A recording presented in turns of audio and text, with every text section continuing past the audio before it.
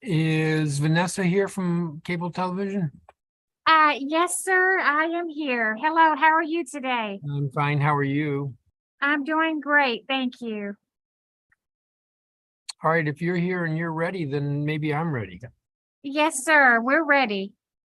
All right, can we look to Mr. Cash?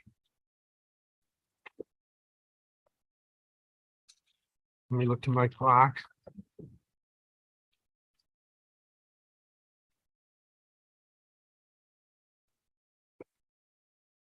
I'm calling to order this hearing or public roundtable of the Committee of the Whole of the Council of the District of Columbia. Today is Monday, November 21st, 2022.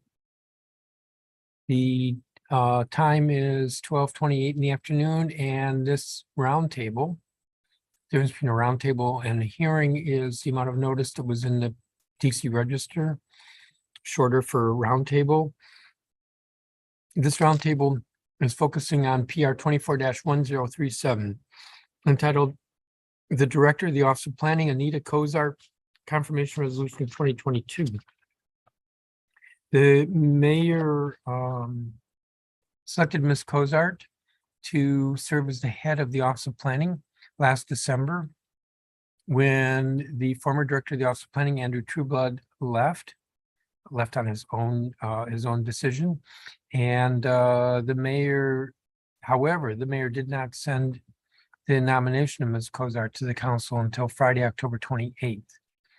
And so we're moving pretty quickly, as in less than a month, so that we can move forward with this, with enabling the mayor to make this appointment, which she should have done many months ago.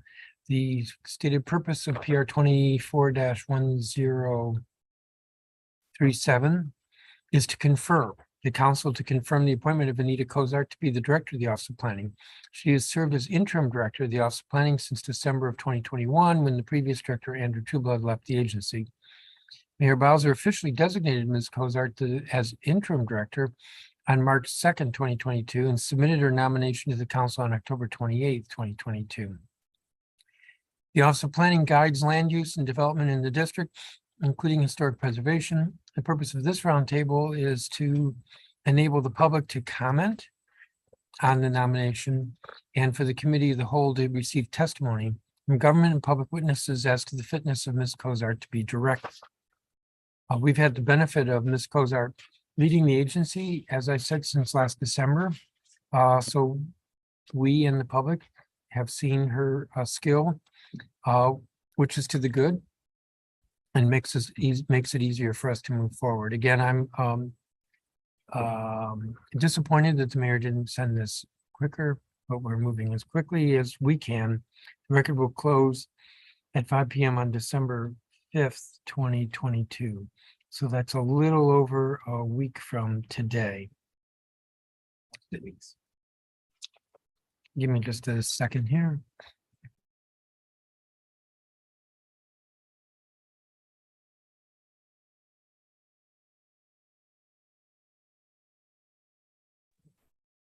I'm being corrected.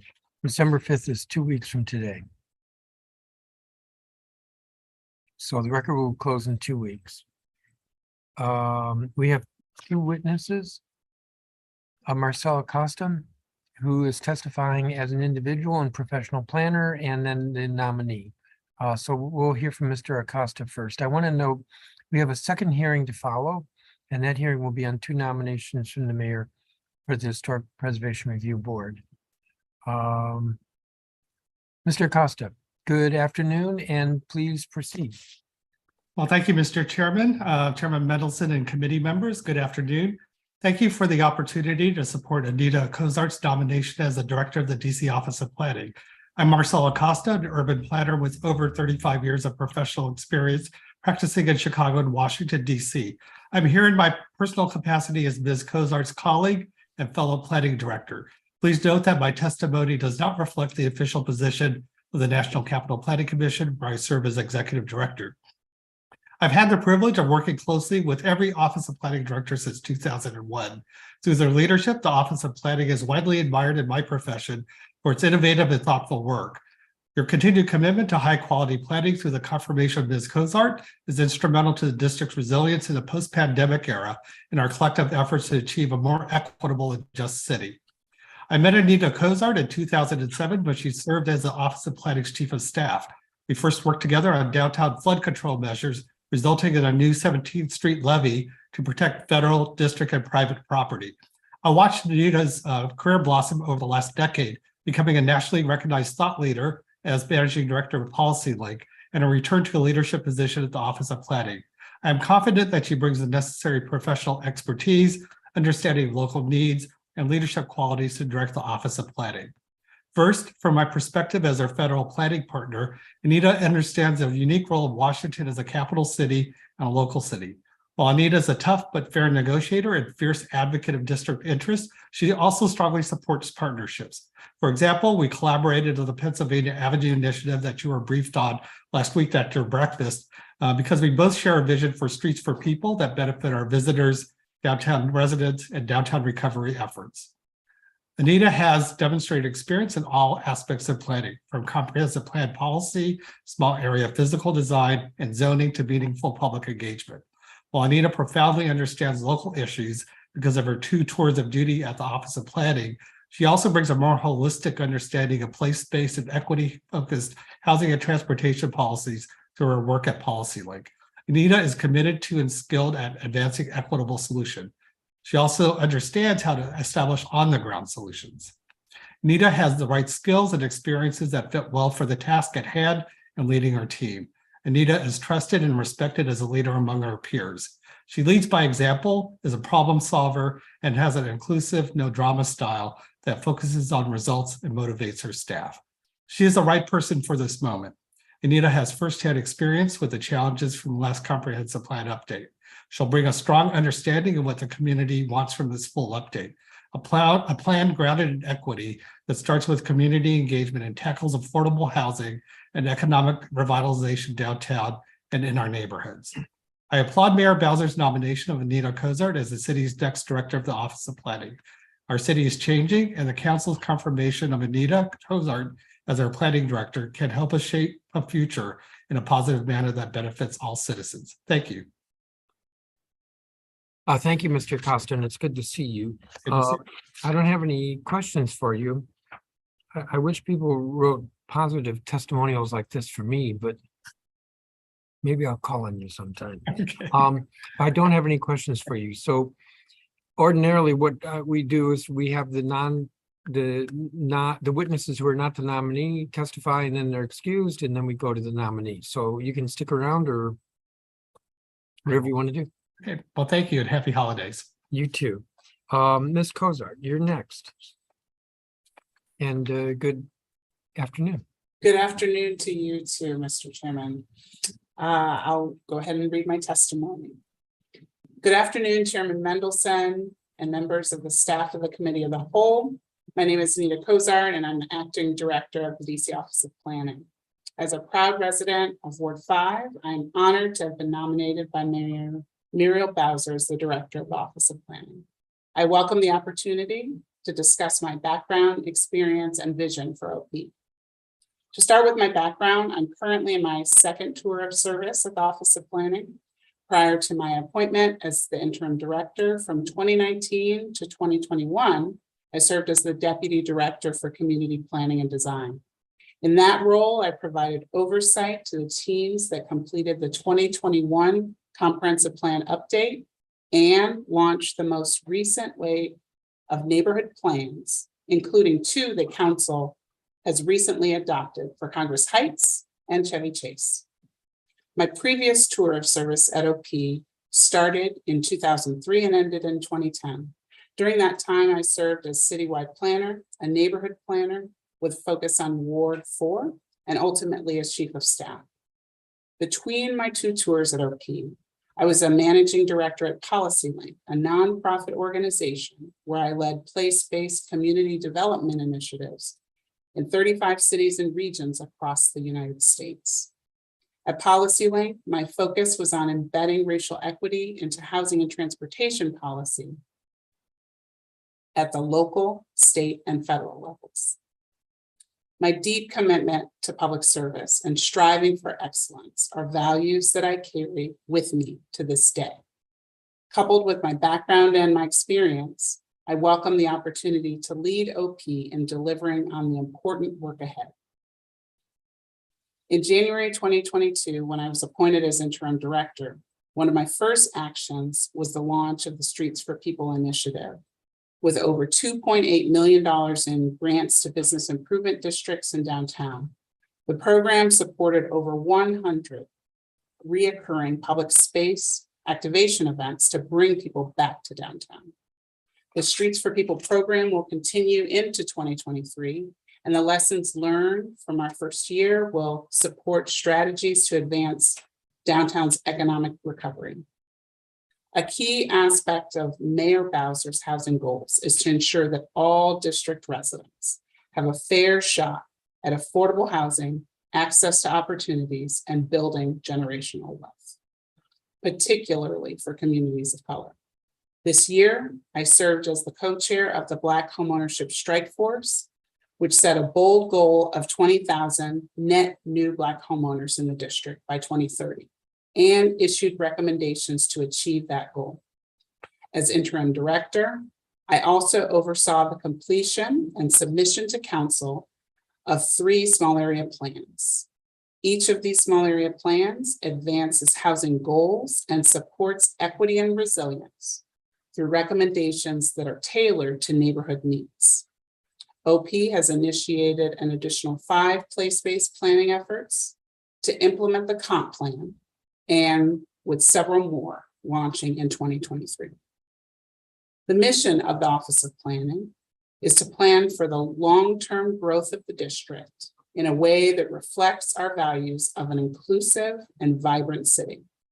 My vision for OP is twofold: that OP will earn the reputation as a regional and global leader in developing and executing plans that yield racially equitable and prosperous communities, and that OP is deeply engaged with as many district residents and stakeholders as possible as we realize our mission.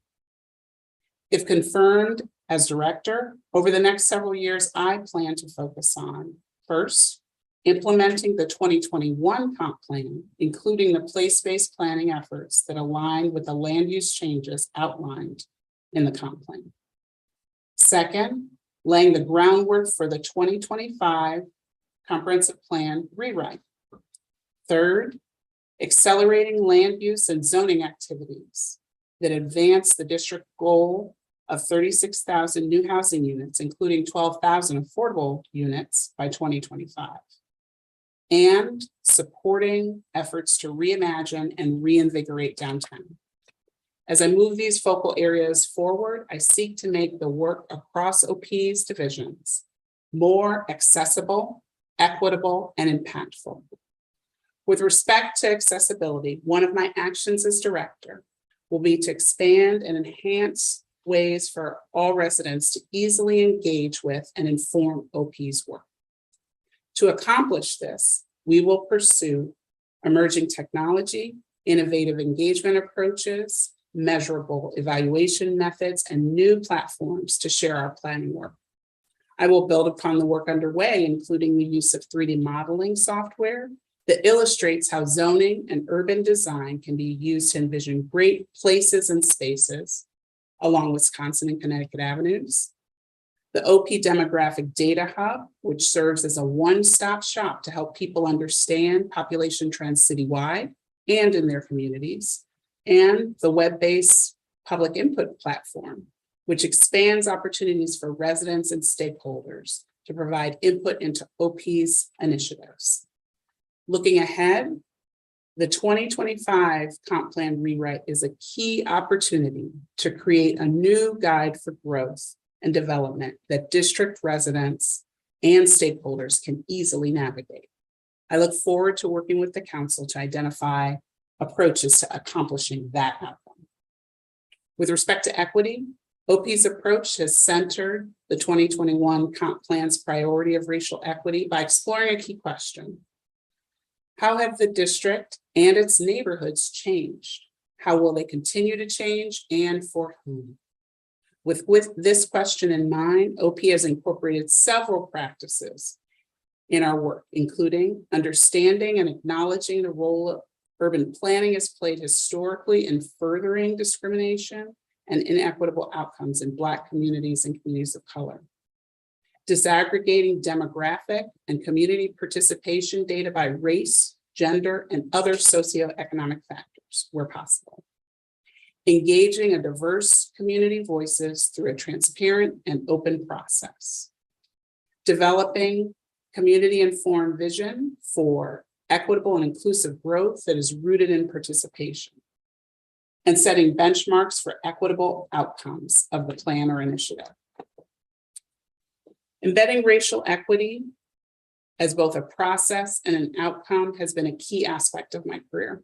So I look forward to giving leadership to OP's work in 2023 to develop and begin to implement an action plan that leverages our activities to advance racial equity in a meaningful and measurable way.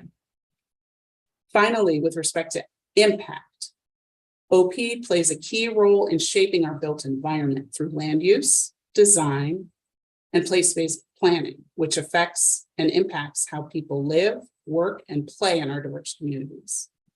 The land use and urban design elements of the 2021 comp plan provide a vision and goals for enhancing the quality of life of the built environment in the district.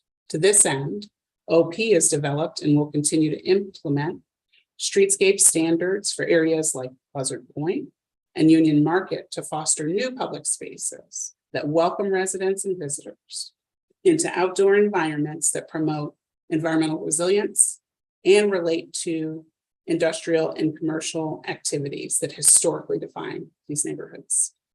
Another way OP will continue to impact the built environment is through the review of proposals for zoning changes, particularly in areas impacted by the land use changes adopted in the 2021 comp plan. Advancing zoning designations that support these land use changes is a critical step toward realizing more housing in the district, including affordable housing. And OP continues to move this work forward. It is critical that as we do this work, we also continue to apply a racial equity lens guided by disaggregated data, community engagement, and strategies to address displacement pressures facing many communities. In conclusion, I am excited about the opportunity to lead the Office of Planning. I am grateful to Mayor Bowser for nominating me.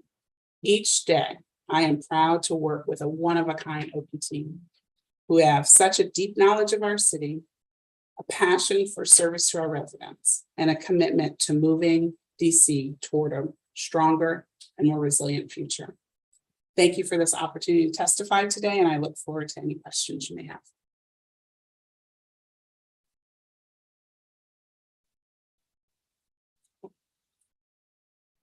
Thank you, Ms. Cozart. You mentioned 5 upcoming place-based planning efforts. Are those small area plans? So some of them are small area plans and are identified in particular through our the comp plan, but then also some council identified priorities as well. Can you tell me what the areas are? Sure. So we're doing one for Ivy City, one in Deanwood. We also have ones that are coming up that will begin work in the Foggy Bottom area. And we also, just give me 1 minute. We also have ones in kind of what we call North Capitol Crossroads, which is the intersection of North Capitol Street and Irving Street. 1, 2, 3, 4. There's one more that I will have that before this. Friendship Heights? So those, I don't think I counted those in the 5. So we have ones that are ongoing right now, including in Friendship Heights and Tenleytown and Woodley Park and Cleveland Park on Connecticut Avenue. Those, I may have included those in the 5 for the purposes of this testimony. Well, you're at 7 or 8. Ivy City, Deanwood, Foggy Bottom, North Capitol Crossroads, Friendship Heights, Tenley Town, Woodley Park, and Cleveland Park. So I hear you on that. We have thought about the Friendship Heights and Tenley Town together as one development framework for Wisconsin Avenue, and the Woodley Park and Cleveland Park as one development framework, but the math may still be a little bit off on that. My apologies. Yeah, it works out to 6. It's okay. We're not considering you for mathematics. Thank goodness. And we have the Pennsylvania Avenue Southeast plan that's about to be before the council. That's right. We're not going to be able to get to that till January.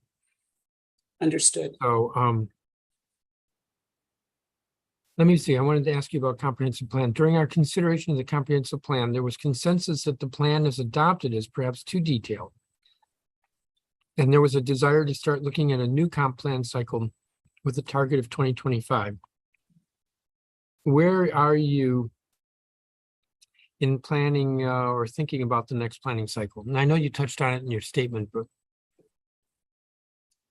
So where we are is certainly laying out the timeframes that were set forward in the comp plan and doing work planning to make sure that we will be prepared for those timeframes for the various deliverables, including starting the rewrite itself in January as a public launch, and then submitting it in January of 2025, excuse me, and submitting in June of 2027. One of the things that we're doing is some amongst staff real internal reflection about what are the ways that you could have potentially approach having something that is more user-friendly. And would be shorter in length. And what might need to be some of those priorities, right? And also how to think about that as it relates to the process you take to get there. What I've shared with the staff is the comp plan is 1,600 pages, and the challenge for us is I think every page has a constituency, right? Otherwise, it wouldn't necessarily be there. And so we need to think about what are some of the trade-offs related to getting to something that is shorter, more user-friendly, easier to navigate. you know, this is a little bit of an aside, but if I remember correctly, the current plan, the 2021 rewrite, I think the different elements were written by different people, and that led to a lot of repetitiveness. Now, it might be a sentence to purgatory for somebody to have to write the entire document, one person to write the entire document, but at least you would then have consistency. And if it's not 1,600 pages, that would be a wondrous thing to behold, something that was shorter. Let me ask you about racial equity. Racial equity is a theme ingrained in the current comprehensive plan and enhanced as part of the adoption of the REACH Act, the Council's act that adopted a year ago. Racial equity achieves results. How has OP shifted its analysis and planning with regard to the new requirements to consider racial equity?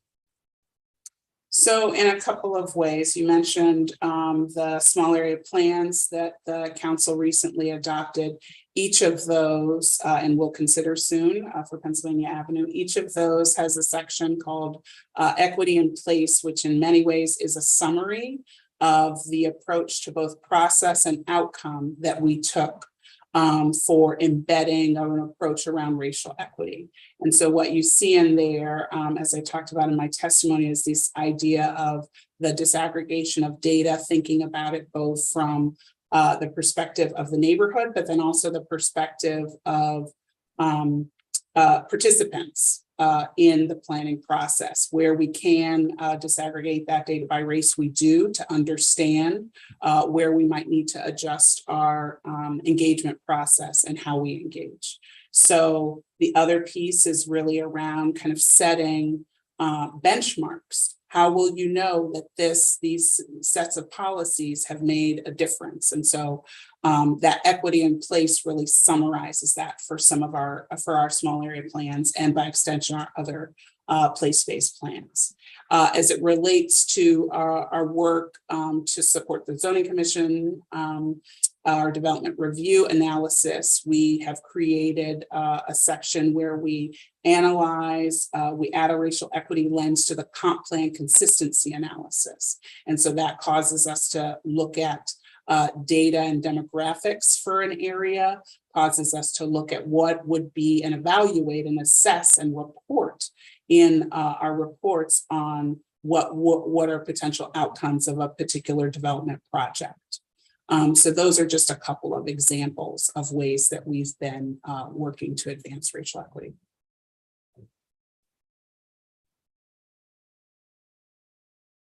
The most recent small area plans developed by the Office of Planning have been in the midst of a pandemic, greatly shifting the engagement process. Can you discuss what lessons may have been learned from the virtual engagement necessitated by the pandemic, and what aspects of that engagement will drive future engagements? Yes, so we did conduct our most recent small area plans during the pandemic, which meant that we had to have virtual platforms and take advantage of virtual platforms. One of the lessons learned is that there was an audience of residents who really had not had an opportunity to engage with our small area plans, and it was facilitated by virtual engagement. It was something where they did not have to arrange for child care or elder care. They could pop in essentially to a meeting and spend as little as 5 minutes all the way to the full duration of 2 hours. It also allowed folks to be able to see what they might ordinarily go to a library or a rec center to see, of boards showing potential architectural renderings and illustratives. They could see them online, they could zoom in, and then they had the ability to instantly give OP some feedback. And so our lesson learned is that it's important to provide those opportunities going forward. Another part of our lesson learned is that in some communities, even in the midst of the pandemic, the culture and tradition is really about in-person engagement. And so when we were able to safely do that in-person engagement and allow for that, we made that happen as much as possible while also trying to retain the virtual options as well. And we found that enhanced our work. And so for us, it means making sure that we have enough staff and enough of the hardware and software that allows us to be able to provide for that.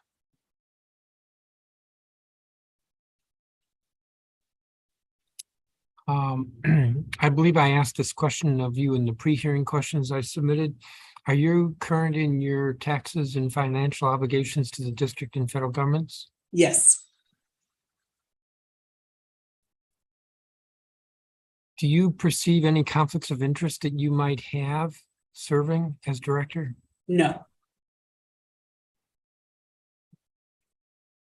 And you live in the District of Columbia? That is correct. It's a beautiful thing. It is.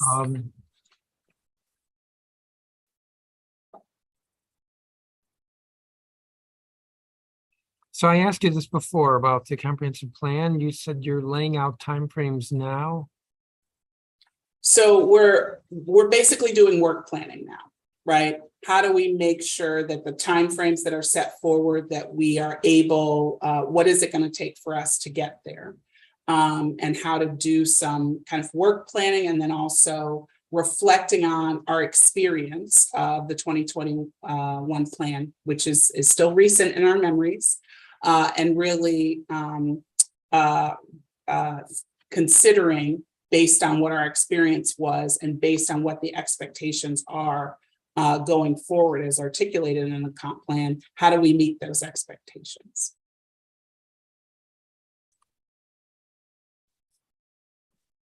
So when does the process officially kick off in terms of reaching out to the community?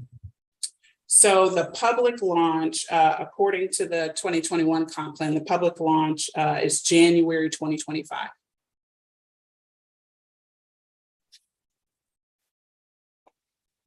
In your written statement, you list one of your priorities is accelerating land use and zoning activities that advances the district's goal of 36,000 new housing units, including 12,000 affordable units by 2025.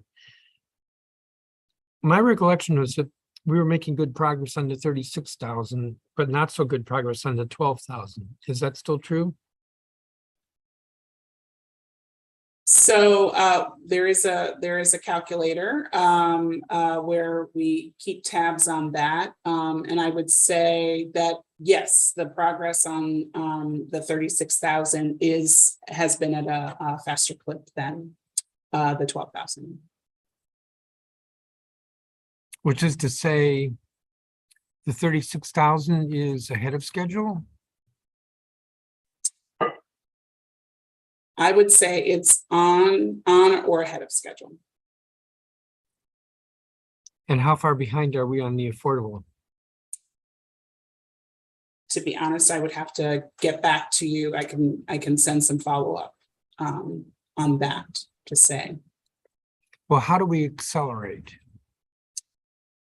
That's a great question. So one of the ways that we accelerate is really by kind of taking advantage of some of the land use changes that were allowed in the or put forward in the comprehensive plan, and ensuring that and OP has been working to advance some of those and taking on and putting those before the zoning commission for consideration. One of the other approaches is the work that we're doing around small area planning is pivotal to that, and helping to embed what we anticipate need to be a part of the zoning changes into these development frameworks for Wisconsin Avenue and Connecticut Avenue. Those are some key approaches to that, and just the more engagement that we have with folks around that is really important. The other piece that's important is really making sure that we can, as best we can, time that with sets of incentives that, especially for affordable housing, whether it's in some of our high cost areas or otherwise, it's really important to try to line those up as best we can. And through our work in the planning and economic development cluster with other agencies, we've been trying to line those up. You also had in your statement supporting efforts to reimagine and reinvigorate downtown. So supporting efforts, I get that, but what kind of reimagining or reinvigorating? So one of the things that we have underway or will be shortly launching is a public realm plan for downtown, really understanding that during the pandemic, the way people viewed our streets and our sidewalks and our plazas were places for gathering safely and recreation. And so what are some ways that we can think about how we repurpose some of those to allow for more outdoor dining, outdoor retail, and cultural uses that will attract people downtown. And to the extent that we're seeing some changes to some of the office market, if there's a way for us to encourage more residents downtown through some of the conversions that are happening a bit organically, that re-envisioning this public space would allow for that. So that's part of that contribution. Give me just a second. Sure.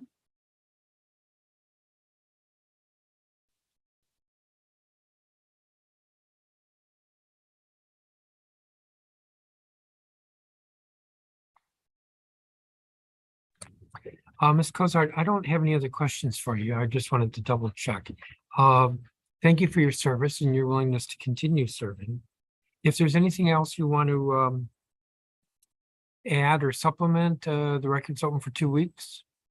You're free to do that. Thank you, Thank you very Chairman, much. for your time and for Yes. organizing this hearing. I really appreciate it. Thank you. So I'm going to close out this hearing and then we're probably going to take about 5 minutes and then start the second hearing. This has been a hearing on PR 24-1037, Director of the Office of Planning, Anita Cozart, Confirmation Resolution of 2022. The record is open for 2 weeks.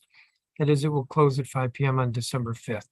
The time is 1:03 p.m. and this roundtable is adjourned. Thanks again.